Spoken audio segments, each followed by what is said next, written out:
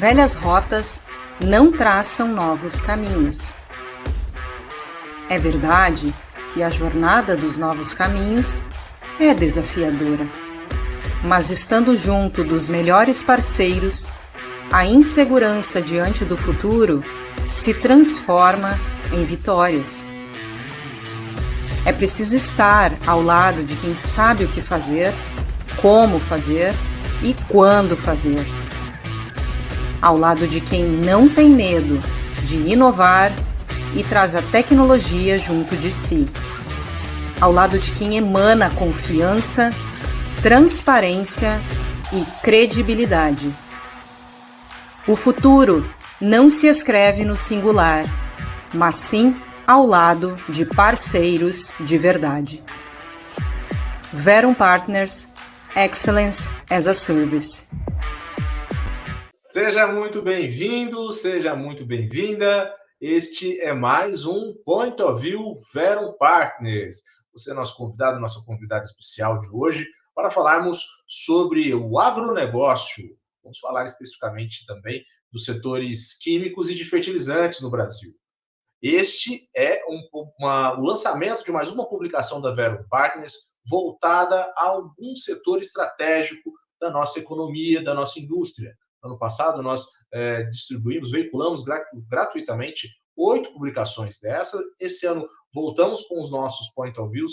No mês passado, nós falamos do setor de óleo e gás aqui no nosso país. E hoje vamos falar sobre um setor importantíssimo, que é o agronegócio, o setor de fertilizantes e químicos. Vale lembrar e avisar também que, evidentemente, o setor de agronegócio é gigantesco, tem diversas ramificações.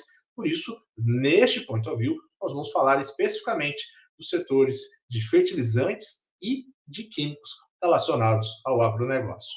Já de antemão, eu te convido a seguir a Verum Partners nas nossas redes sociais. Diariamente, nós temos conteúdos riquíssimos sendo postados no nosso LinkedIn. No nosso blog, nós temos uma série de artigos especiais também para você que quer entender um pouco mais de metodologias que podem alavancar o seu projeto. Também estamos no Instagram e no Spotify. Você pode seguir lá o nosso Verumcast, onde a gente tem discussões riquíssimas sobre grandes resultados em projetos. Mas chega de falação, vamos começar aqui a trazer os nossos convidados dessa noite, que hoje vão falar sobre esse tema muito importante para a nossa economia, é uma alavanca importantíssima para o nosso produto interno bruto. Um pouquinho antes de chamar eles, só avisar que se você quiser fazer o download gratuito deste estudo sobre novas soluções no agronegócio, no setor de químicos e fertilizantes, nós vamos disponibilizar um QR Code aqui na parte de baixo da tela e, eventualmente, vamos colocando também aí esse QR Code para você fazer o download. Na descrição desse vídeo, no nosso canal do YouTube e também no LinkedIn, vai estar lá o endereço para você fazer o download gratuito desse documento. E no final deste webinar, vai estar lá bem grandão o QR Code para você conseguir fazer o download também. Então, oportunidade não vai faltar para você fazer o download desse documento, ok? Então, vamos chamar quem que entende do negócio, os nossos especialistas em alavancagem de projetos. Começo chamando aqui ela que é sócia consultora Lean Ágil na Verum Partners. Hanna, seja muito bem-vinda. Olá a todos, obrigada pelo convite. Eu, como engenheira química, eu trago um background de 18 anos de atuação na indústria química, em especial no setor primário, na produção de commodities. Então, eu trago uma visão de inovação, Lean e ágil para compartilhar com vocês. Hanna, falei seu nome, não falei seu sobrenome, né? Hanna Urio, me ajuda na pronúncia aí. Isso, Hanna Urio. Hanna Urio, tá ok. Agora a gente vai falar com o Giancarlo Cittadino, ele que é sócio consultor AWP na Verum Partners. Seja muito bem-vindo, Gian. Olá, sejam todos bem-vindos e bem-vindas. Eu sou o Giancarlo Cittadino, engenheiro elétrico de formação. Trabalho nessa área de projetos há mais de 15 anos. Tive o prazer de fazer minha primeira obra na área de fertilizantes, então fico muito agradecido de estar com esse convite e espero compartilhar aqui muitos conhecimentos com vocês. Maravilha, seja bem-vindo, Jean. Ele agora é especialista é o Champion, SG Champion na Verum Partners, Vitor Hermeto. Boa noite, Vitor, seja bem-vindo. Obrigado, Joel. Olá, todo mundo. Bom, sou, então, especialista em ESG, né, formação em engenharia civil. Trago para a gente aqui um pouco de uma visão ampla, já que tenho mais de 12 anos de atuação em gestão de projetos industriais, mas também em gestão de programas e projetos socioambientais, atuando até a ponta lá com agricultura sustentável e restauração florestal. Então, vou tentar trazer um pouco dessa visão, integrando os dois mundos. Maravilha, seja bem-vindo, Hermeto. E, para finalizar, nosso convidado especial da noite, que trabalha numa das maiores empresas do mundo, do setor, ele que é South American Smart Manufacturing Leader. Me ajuda se eu errei aí esse cargo, essa posição. Leonardo Andrade, seja bem-vindo ao Point of View Verum Partners. Obrigado, Joel, obrigado pelo convite. É um cargo, o nome fica grande, né? Mas, na verdade, sou responsável pela digitalização de todo o Parque Fabril da Cargill na América do Sul, para de alimentos. É um prazer estar aqui com vocês e compartilhar um pouco a visão da Cargill do agronegócio, olhando também o lado de conectividade e indústria 4.0. Maravilha, então você já viu aí em casa que o nível dessa conversa, desse debate vai ser alto. A gente começa, então, eu vou deixar aqui os especialistas debaterem e a gente começa esse papo com a Hanna. Pode seguir daí, Hanna. Vamos lá, então. Vamos falar dessa conexão importante entre a indústria química de fertilizantes, que junto com o agro é responsável por mais de 20% do nosso PIB nacional. Então, falando em commodities, né, que é o berço da cadeia produtiva e de bens de consumo, é muito importante a gente falar do panorama da economia mundial, que nesse primeiro trimestre demonstrou uma melhor perspectiva quando comparado com o ano passado, em que a gente ainda tinha muita instabilidade pós-Covid e o atual impacto também da guerra na Ucrânia.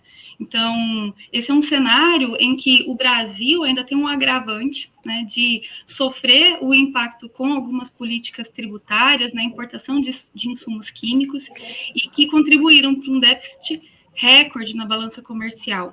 O que significa isso, né? Que essa maior quantidade de insumos importados chegando para a nossa cadeia produtiva, ela tem um reflexo. E, em especial na indústria, ela trouxe uma ociosidade de até 30%. Isso na indústria, né? E também eleva os custos na cadeia de produção de fertilizantes e no ramo agrícola. Isso é muito desfavorável, né, para a rentabilidade dos negócios. E é nesse cenário que a indústria busca uma retomada, né? E de que forma? Mantendo os compromissos com a sustentabilidade. No último novembro aconteceu a COP27, né, em que o Brasil confirmou o compromisso com a diminuição da emissão dos gases de efeito estufa em 37% até 2025. Então, como é que a gente vai fazer isso, né? O Brasil, que já desponta com uma das matrizes energéticas mais limpas do mundo, ele tem cerca de 70% em energias renováveis, ou talvez até um pouco mais, que é muito suscetível às mudanças climáticas. Então, a diversificação e a transição dessa matriz energética pode não ser suficiente para a necessidade de descarbonização da economia. Né? Essa visão ela é importante porque há muitos negócios inovadores e emergentes. Né? Aqui eu destaco a bioinovação, que é uma rota, né, para um modelo econômico e industrial sustentável. A bioinovação ela está evoluindo, mas ela necessita também de um amparo em marcos regulatórios. Né? E aqui eu abro um parênteses especial para falar sobre a importância da aprovação do marco da química verde, o marco legal da química verde no nosso país, porque ele fomenta, né, a pesquisa, o desenvolvimento de tecnologias, aumenta, né, a viabilidade econômica desses investimentos e dá mais segurança aos investidores no nosso país. E aí, para exemplificar, eu trago o exemplo do hidrogênio verde, né, que quando produzido a partir da hidrólise da água, com uma fonte de energia elétrica limpa, ele é caminho para a produção, por exemplo, de amônia verde, que vai entrar na cadeia da produção de fertilizantes nitrogenados verdes. Né? Então, você tem toda uma cadeia contribuindo para a sustentabilidade até chegar na ponta. Então, queria perguntar, Jean, como é que você percebe, né, essa conexão da química verde com o setor de fertilizantes?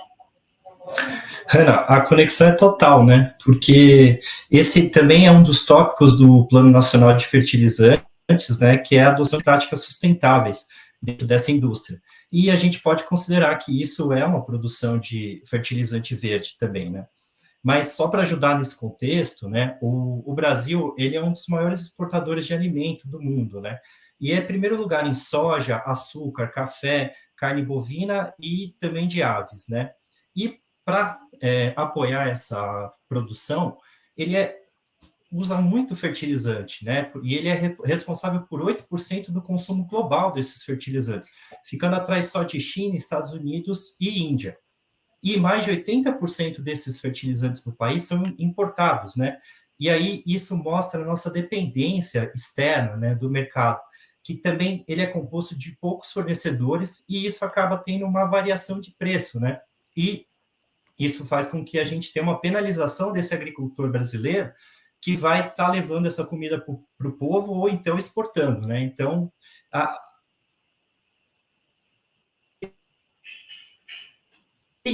uma outra questão muito importante é que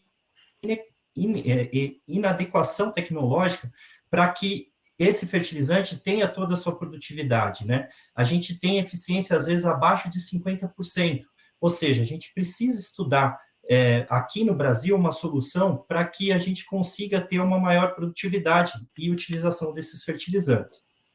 Então, desenvolver uma tecnologia própria e adequada para isso vai estar ajudando na produção desses alimentos e na produção do fertilizante, né? Que isso a gente vai conseguir otimizar e utilizar menos fertilizante para produzir uma maior quantidade desses alimentos, né? E principalmente pensando numa demanda global que deve aumentar, né? A projeção de aumento de população é de 2 bilhões de pessoas nos próximos 30 anos. E isso vai fazer com que o nosso mercado tenha que crescer no mínimo 40% na produção de fertilizante, né? Então, diante de todo esse contexto, foi criado o Plano Nacional de Fertilizantes, e ele vai trazer muitos incentivos ao setor e vai direcionar algumas políticas públicas para que a gente consiga ter esse retorno, né? Então, o principal foco é diminuir a dependência internacional. Ainda nós não vamos conseguir a autossuficiência, mas é uma tendência nos próximos anos. E o foco é principalmente na produção de nitrogênio, de fertilizante nitrogenado, de fósforo e de potássio, além desse desenvolvimento de novas tecnologias. Outra questão é que o plano ele prevê a atração de até 10 bilhões de dólares de recursos para expansões de fábricas até 2030. E ele também vê que até 2040 e 2050 a gente tem mais a injeção de 10 bilhões de dólares em cada uma dessas décadas. Ou seja, é muito dinheiro que tem para entrar, é muito espaço que a gente tem para investir. E outra questão que está corroborando com todo esse plano é que saiu em um jornal de grande circulação que depois de 5 anos de queda na produção de fertilizantes, a gente conseguiu fazer uma reversão desse cenário. E os 2 últimos anos a gente conseguiu aumentar essa produção, né? E, além de tudo, o jornal traz que os 8 maiores fabricantes, eles pretendem investir mais de 20 bilhões de reais em novas plantas aqui no Brasil. Ou seja, tem muito investimento para a gente ver nesse setor. E aí, Hermeto, além desses investimentos que vão ter uma visão de implantação de práticas ESG, o Plano Nacional de Fertilizantes, ele foca na adoção de práticas sustentáveis no campo e para aumentar a capacitação técnica dos produtores rurais. Como você vê esse link com o agronegócio? Bom, Jean, a gente chega, então, no agronegócio, né, passando por todos esses elos aí da cadeia produtiva, da cadeia de valor do agronegócio, né, com a sustentabilidade como tema principal, né? O agronegócio tem estado aí nos holofotes, né? Porque desempenha um papel central na geração de receitas, mas também pela sua relação direta aí com a conservação ou com a degradação ambiental, né? Recentemente também a Lei do Agro foi promulgada em 2020, trouxe uma série de mudanças, né, e de adequações com o objetivo de destravar, incentivar financiamento e negociações no setor, né? Mas também foi alvo de críticas, às vezes por falta de controle dos impactos dessa expansão pretendida, que está associada a esses dados que vocês estão trazendo. Então, mas a atualização desse arcabouço também inclui transações relacionadas a ativos ambientais, né? Especificamente a CPR Verde abre porta para o mercado de comercialização de serviços ambientais que tem crescendo, está incipiente, mas vem forte como uma solução para redução de impacto. Então, o setor tem, eu vou trazer uma linguagem mais de desafio, de riscos do setor, né? Mais para frente a gente vai falar de soluções. Então, esses desafios estão associados, igual vocês trouxeram já, à logística, a custo de produção, mas principalmente a sustentabilidade, né? Considerando que produtividade e tecnologia, nós estamos entre os melhores do mundo e com as maiores quantidades, né, de exportação e de produção interna e externa. Então, vou focar aqui nos desafios de sustentabilidade. Tá? Então, especificamente um crítico, né, o de desmatamento. Então, o Amazônia e Cerrado possuem taxas altíssimas, né, de desmatamento e as atividades agropecuárias e madeireiras, né, estão, sim, diretamente relacionadas a isso, mesmo que não seja diretamente associado a empresas grandes ou a um grupo majoritário que pratica a produção responsável. Isso pesa sobre o setor, né? Então, somando ao desmatamento, temas como água, biodiversidade, gestão fundiária, direitos humanos, aí compõem uma matriz de materialidade bem direta aí do setor, né? De toda a cadeia produtiva. Falando sobre um pouco também sobre mudança climática, né? Ela sim representa um risco, né? Precisa colocar resiliência, precisa colocar esse risco no médio e longo prazo, mas também é uma oportunidade gigante, né? Porque o setor é um potencial agente de sequestro e de conservação, né, dos estoques de carbono, né, em uma escala muito grande. Então, acho que é mais uma oportunidade do que um risco. E tudo isso precisa ser demonstrado, né? Um dos pilares do ESG é a transparência, a comunicação, e as empresas passem a compor aí os principais rankings de ESG, precisam ainda avançar nessa linha de traduzir tudo que já é feito. Né? Recentemente, a gente teve um caso de exposição de pessoas, né, em condições análogas à escravidão no sul do país. A lista de empresas aí flagradas que também praticam isso estão 100% ligada à produção agrícola, né? Então, isso pesa também sobre o campo, né, ainda. Infelizmente, dos mais de 2.200 casos mapeados, mais de um terço estavam quase um terço estavam em Minas Gerais, aqui no estado onde eu estou. Ou seja, a pressão ESG, ela vem principalmente exigir uma rastreabilidade dos produtos ou ausência de nexo, né, com essas práticas insustentáveis, né, considerando que a maioria da produção é voltada para ração, né, para alimentação animal, né. Então, você exige também uma coordenação entre todos os elos da cadeia para que essa rastreabilidade, esse ciclo de vida do produto seja completo. Mas o setor tem reagido bem, né? Mostrando o que já faz, ampliando parceria com a sociedade civil, quebrando o paradigma aí de produção e conservação não convivem. E, inclusive, recentemente vi um caso da Cargill, né, que é bem interessante, com uma parceria com a Belterra, um plantio de cacau, uma modalidade agroflorestal no Mato Grosso. Né? Então, mas vou deixar para o Leonardo aí trazer esse e outros cases. Acho que tudo conversa, né, Leonardo? A tecnologia, a forma de alavancagem dessas soluções e como que você comunica, gera informação para comunicar isso de forma integrada, né? Perfeito, meu amigo Everton. Se não tiver, pessoal, de uma maneira integrada, se você não olhar o end-to-end, e a tecnologia hoje que está unindo tudo isso, né? Então, a gente está falando muito, aí você citou o nosso exemplo, né, do cacau, né? A Cargill é um dos maiores processadores de cacau na América do Sul, né? Então, muito aí hoje do chocolate que vocês comem hoje em casa, tem pó de cacau da Cargill, tem manteiga de cacau da Cargill, e a rastreabilidade, da onde vem essa amêndoa? De qual foi a floresta? Qual é a prática sustentável que ela está trazendo, né? A pegada carbono disso. As práticas de ESG da Cargill, né, a gente tem que ter uma maneira de rastrear ela. Hoje, o cliente final, né, uma pesquisa recente, que 60% dos clientes de alimentos no mundo buscam produtos saudáveis. E boa parte deles está querendo pagar um pouco mais para saber qual é o ciclo de vida desse produto. E a tecnologia que a Cargill tem investido bastante, desde o campo até a parte fabril, para saber, poxa, qual é a pegada de emissões de gás carbônico que eu tenho, desde a do campo, na parte da transformação fabril, até chegar no cliente final. Qual que é a necessidade de recursos hídricos para esse tipo de produto. Seja, pessoal, seja na soja, seja no milho, seja no cacau, seja no tomate, a Cargill tem esse compromisso.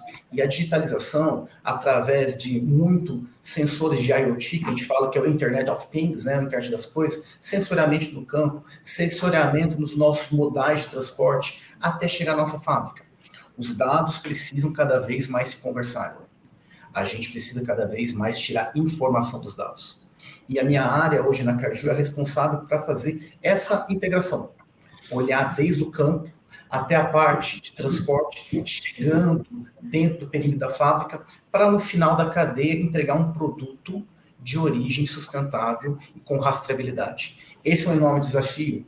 Porém, quando a gente fala de tecnologia, e uma coisa que está começando no Brasil, a gente não pode esquecer de conectividade. Então, o campo tem que estar com conectividade, a indústria tem que estar com conectividade. Falamos muito ainda de 5G no Brasil, né, começando nas grandes capitais, mas tem lugar nem 3G tem ainda. Então, ainda tem muita jornada para conectividade. A Cargill tem entrado em parcerias com grandes operadoras de telefonia celular para instalar torres de celular, seja no campo, seja em áreas fabris da Cargill, para que esses devices, esses dispositivos de internet das coisas, a gente consiga ter uma melhor conectividade, uma melhor tomada de decisão, uma melhor rastreabilidade. E a tecnologia, pessoal, ela evolui muito rápido. A Cargill, como um gigante, como foi dito aí do agronegócio e da produção de alimentos, onde a missão da Cargill é nutrir o mundo de maneira sustentável e saudável, a gente tem que sempre estar olhando essas tendências de tecnologia. O mundo muda muito rápido. A pandemia nos ensinou isso. Hoje, o cliente de 3 anos atrás não é mais o cliente de hoje. O consumidor muda. As coisas mudam. E se nós, do agronegócio, da produção de alimentos, não estivermos ligados nessa mudança tecnológica, nessa mudança do consumidor final, nessa mudança da maneira de comprar as coisas, a gente vai ficando para trás. E como que a gente olha a tecnologia, olha a conectividade, uma pegada ESG de rastreabilidade do produto, a gente tem que ter processos robustos, metodologias de trabalho que se conectem e vejam essas tendências. E uma das coisas que a gente tem visto cada vez mais na Cargill e que faz muito sentido são as metodologias ágeis.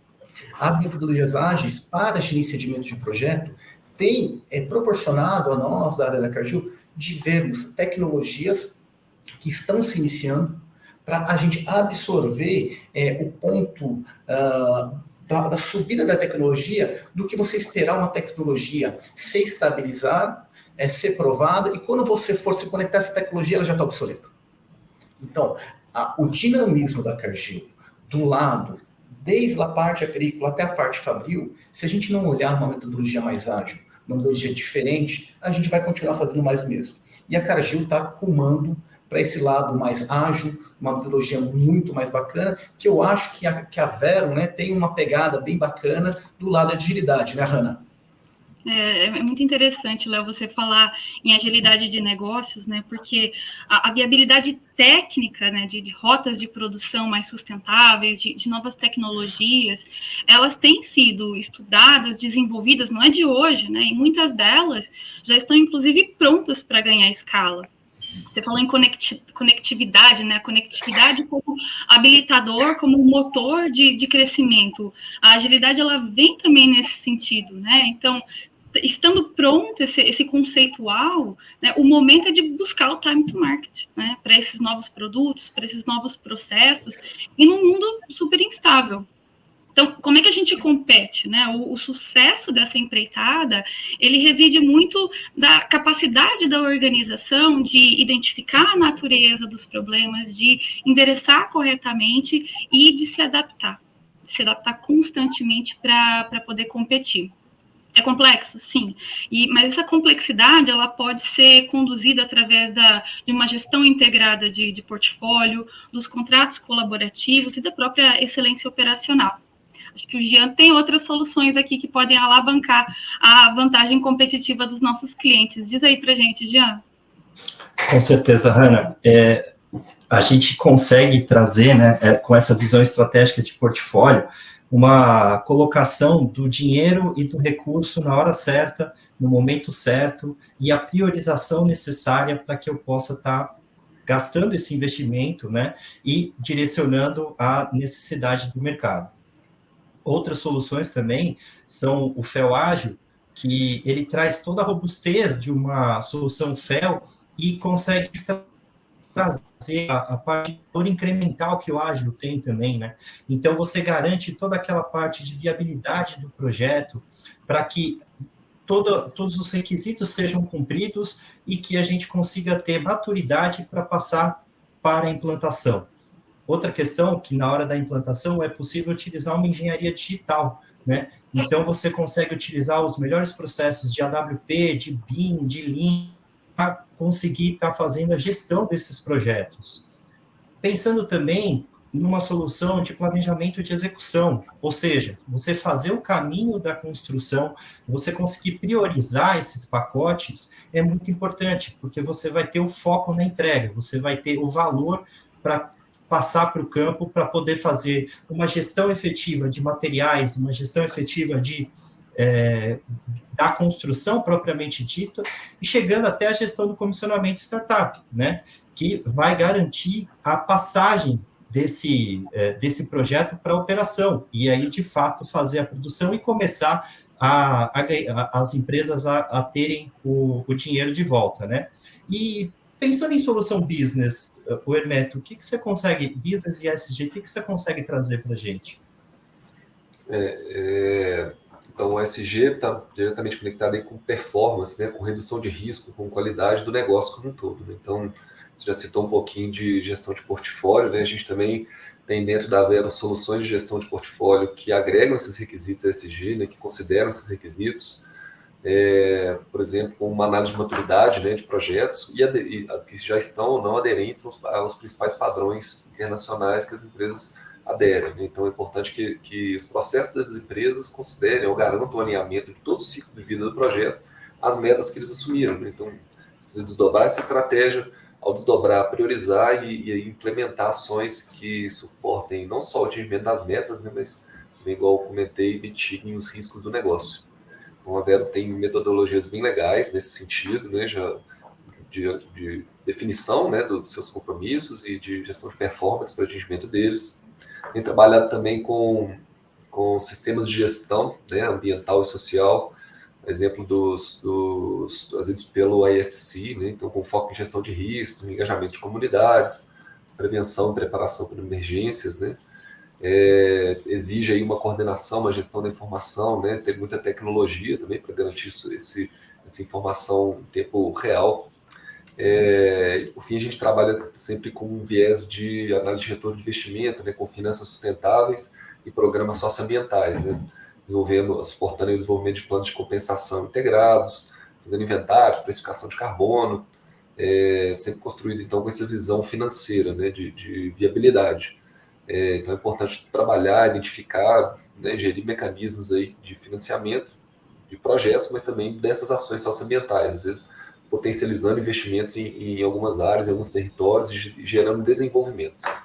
Então, o nosso foco é suportar essa tomada de decisão e dar escala a essas soluções sustentáveis. Né? Esses são alguns exemplos, né, de como a Vero trabalha de ponta a ponta a jornada ESG, né, e que é um tema cada vez mais relevante, sempre transversal. Léo, aí deixar para você fazer considerações finais, né, sobre essas soluções, outros destaques da nossa conversa e o que mais você entender que é importante para o nosso pensamento. Perfeito, Hermeto. Obrigado aí. Eu acho que é interessantíssimo a gente ver esse pool de soluções que a Vero pode e tem para trazer e para agregar o valor para uma empresa como a Cargill, que é uma gigante do agronegócio, né, que tem práticas de sustentabilidade muito fortes, targets do mesmo também muito fortes, desde o lado que a Hanna falou, da lado de agilidade, a parte que o Giancarlo falou de FEL ágil, coisas assim, pessoal, se conectam. Se a gente tem que pensar como um ecossistema.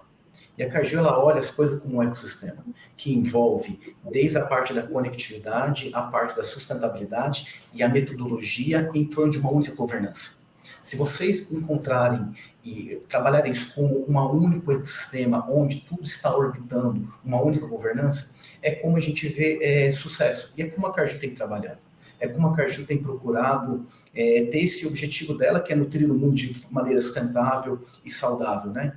E que vocês falaram que estão muito ligados à estratégia da Cargill. A gente está olhando sustentabilidade, a gente está olhando conectividade e a gente está olhando também eficiência. E o centro de tudo para a gente sempre fala, Cargill, são as pessoas. As pessoas que fecham esse ciclo aí e que hoje as pessoas aqui são representadas por mim, por vocês, e posso dizer que o Brasil tem uma classe espetacular de pessoas, talentos e profissionais. Obrigado aí, acho que pelo bate-papo, excelente discussão. Contem comigo uma próxima oportunidade também.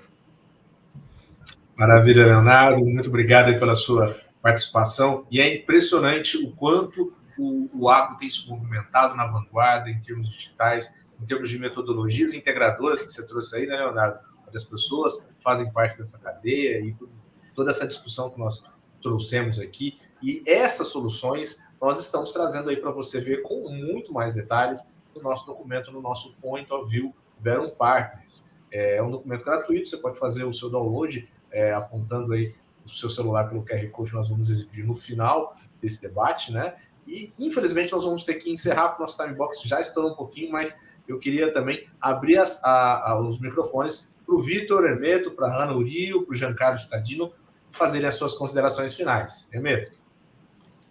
Bom, só agradecer mesmo, trazer, nos deixar abertos para contribuir com a construção desses caminhos para modelos de negócios mais sustentáveis, né? E sempre atuando como parceiros de verdade, né? Que é a forma como a Verum atua.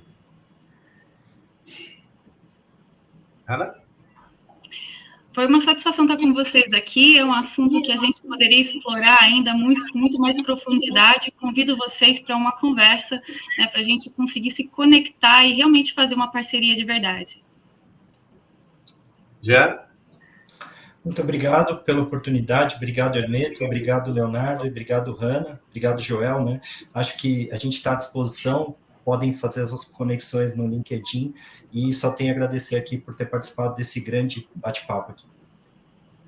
Maravilha, Leonardo, novamente muito obrigado aí pela sua participação, obrigado a todos vocês aí, Vitor, Hanna, Jean, você que está em casa, muito obrigado pela sua audiência e lembrando que se você busca alavancar projetos, novas soluções que possam contribuir com o seu projeto aí no agronegócio, em fertilizantes, no setor químico, entre em contato conosco nas nossas redes sociais, você tem os nossos profissionais no LinkedIn também, só nos mandar uma mensagem que nós vamos ter o maior prazer em tirar uma dúvida, em entender o seu problema, para a gente conseguir também apresentar uma proposta que eu tenho certeza que vai alavancar o seu projeto. Cargill já é uma parceira de verdade da Verum Partners aí em diversas ações. Então, se você tiver interesse, é só entrar em contato conosco. A todos vocês, muito obrigado novamente. Fiquem com Deus e até o nosso próximo Point of View. Tchau, tchau.